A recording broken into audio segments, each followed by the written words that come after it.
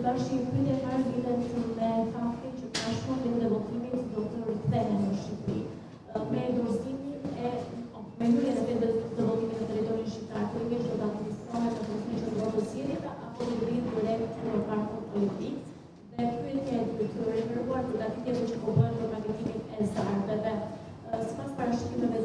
të juaja, pritet që të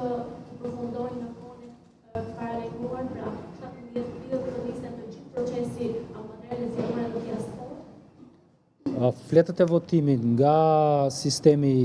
i DL-s i përpunimit do të vinë direkt në Pallatin e Sportit në Parkun Olimpik të Tiranës, do të administrohen këtu, pra nuk do të shkojnë në Komisionin Qendror të Zgjedhjeve, do të vinë këtu do të bëhet i gjithë procesi administrativ i menaxhimit, i dokumentimit të zarfeve që do të vinë. Kutit e votimit të themi të cilat do të administrojnë fletët e votimit që do të vinë nga jashtë, do të jenë këtu në vëzhgimin e kamerave dhe të përfaqësuesve të partive politike. Përsa i përket pyetjes së dytë, kam frikë se ne nuk do ta përfundojmë dot në datën 17 procesin për shkak të ngarkesës të shtuar në kontrollin e procesit përgatitjes dhe të dërgimit të zarfeve. Kemi shtuar ne si KQZ kontrollin, një fazë tjetër të kontrollit, po kështu edhe kompania DL ka shtuar kontrollet të asaj çfarë përgatit. Dhe shtimi i numrit kontrolleve na ka çuar në një shtyrje të afatit të shpërndarjes së zarfave për votuesit e jashtëvendit, por gjithsesi kjo në mënyrë kategorike dhe me bindje them, nuk e rrezikon procesin si të dërgimit të fletëve të votimit, ashtu dhe të kohës që do të duhet kenë zgjedhësin dispozicion për të votuar dhe të kthimit mbrapsht të fletëve të votimit. Ne gjithsesi shpresojmë që në 2 ditë, por në rastin më ekstrem, brenda kësaj jave ta përfundojmë procesin e dërgimit të fletëve të votimit. Duke në mungesë të eksperiencave të mëparshme, tash kemi parë që disa procese pune i kemi modifikuar gjatë rrugës për të rritur garancinë edhe eficiencën.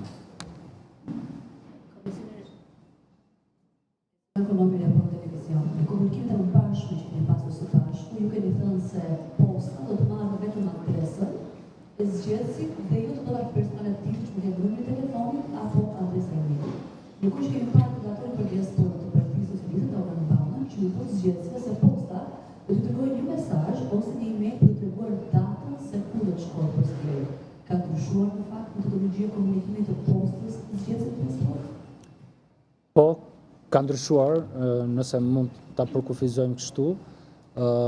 zgjedhësit nga jashtë do të njoftohen nga shërbimi i DL-s,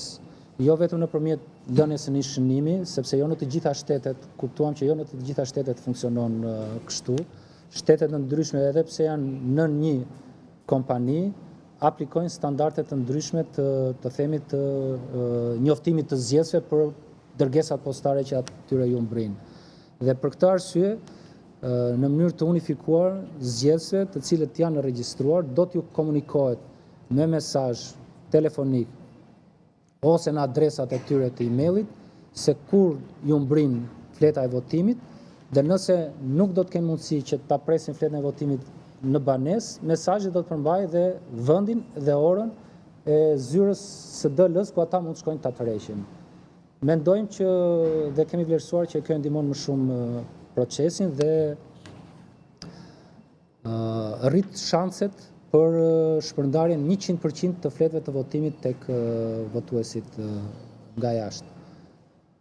Nëse dikush mendon dhe vlerëson që sa të sigurta janë të dhënat tona dhe dhëna e zgjedhësit, në këtë rast është vetëm numri i telefonit dhe emailit, ato janë të dhënat të cilat ata i kanë dhënë pikërisht për procesin e votimit nga jashtë dhe për më tepër i administron për momentin jo vetëm një institucion publik në gjykimin dhe vlerësimin tim me reputacion si Komisioni Qendror i Zgjedhjeve, por edhe kompania DL është një kompani ndërkombëtare që le ta themi ka një standard ndoshta edhe më të lartë se institucionet publike shqiptare në administrimet të dhënave personale. Pasi nëse prej tyre në një mënyrë qoftë aksidentale mund të rrjedhin këto të dhënat, kostot që ata pagojnë janë, e imagjinoni, shumë herë më të larta se çdo të pagonte edhe një institucion publik shqiptar, kështu që për t'ju përgjigjur dhe një pyetje hipotetike të mundshme, siguria për integritetin e këtyre të dhënave është